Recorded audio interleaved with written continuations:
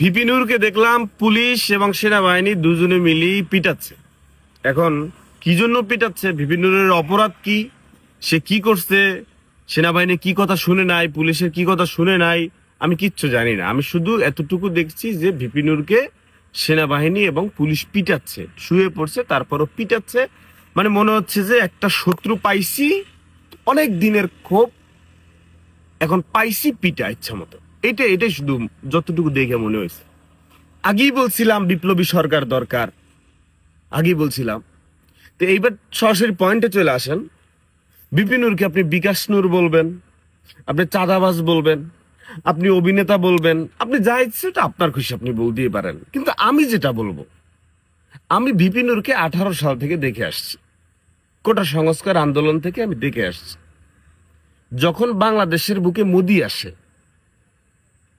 Point ধরেন, তখন ওই যে ছোট করে মানে ইয়া করবো না, মানে এমনিতে শর্ট করে যে এক হুজুর কি যেন নাম, সে কিন্তু জেলে যায়। এরপরে হচ্ছে কি অন্য অন্য মানুষ যে যায়, এই নূর কিন্তু ভয়েস চালাইছে যে বাংলাদেশে মোদির পা রাখা যাবে না। এবং এই আওয়ামী লীগের যেই শাসনামল ছিল সেই সময় থেকে নূরের কিন্তু ভয়েস চলতেছিল। এবং লাস্ট যখন জুলাই আগস্ট আন্দোলন হয় তখন কিন্তু নূর জেলে থাকে।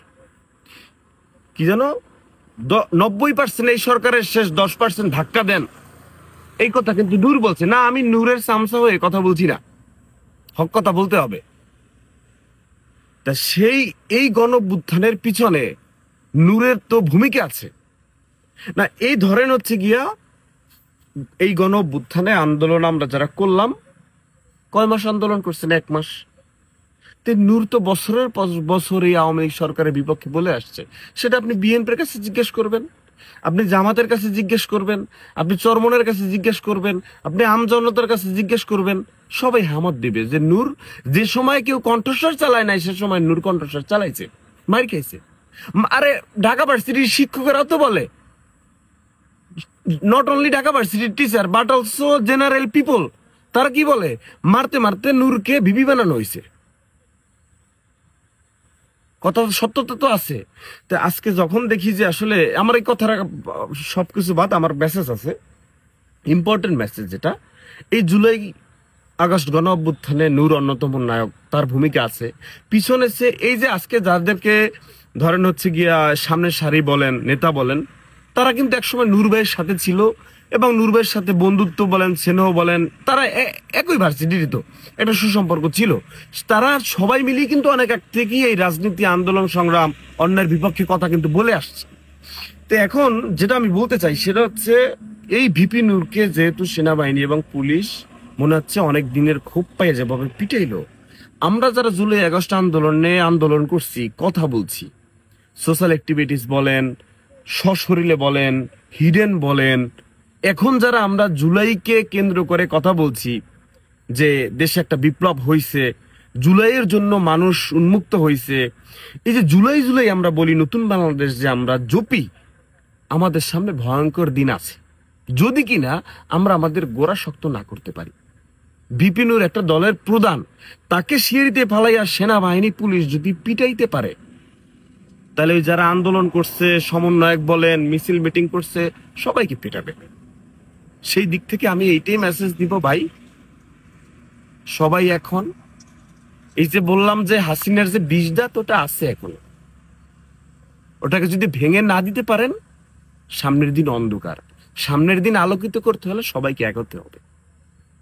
আপনি নর্মালি মাথায় শুধু চিন্তা করেন, ভিপি নূর একজন একটা দলের প্রধান, এবং যারা হচ্ছে কি এই যে জুলাই আগস্ট আন্দোলনের আগে যারা ছিলেন, দেশকে নিয়ে ভাবছেন, দেখছেন, তারা ভিপি নূর সম্পর্কে জানেন।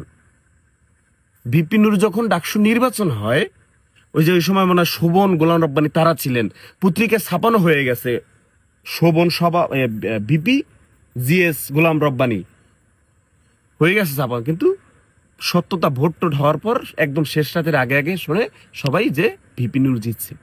তো সেই আমল থেকে কিন্তু ভিপি নূরের এমনও দিন গেছে হাসিনের বিপক্ষে কথা বইলা ঢাকা মেডিকেলে নেওয়া হয়েছে, ঢাকা মেডিকেলের ফ্লোরে শোয়ানো হয়েছে, সেইখানে শোয়ানো থেকে ছাত্রলীগ তাকে চিকিৎসা দেয় নাই, মুখ থেকে ফেনা পড়তেছে, ভিপি নূরকে ফ্লোর থেকে বার করে দিছে যে ভিপি নূরের চিকিৎসা হবে না।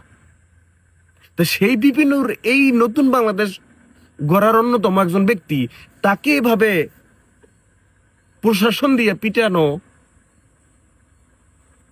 এখন নতুন বাংলাদেশটাকে আঁকড়ে ধরেন। ভাষা হারাই ফেলছি, জাস্ট তীব্র নিন্দা ও প্রতিবাদ জানাই। আগেই বলছিলাম যে বিপ্লবী সরকার ছাড়া এই দেশ কখনো সোজা হবে না।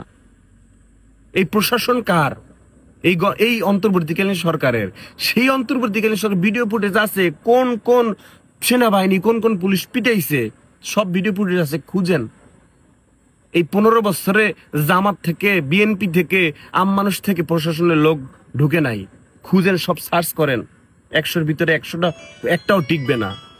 যাই দেখবেন সব আওয়ামী লীগের নিয়োগ দেওয়া। তারা তো এখন আছে চাকরিতে, তাই না?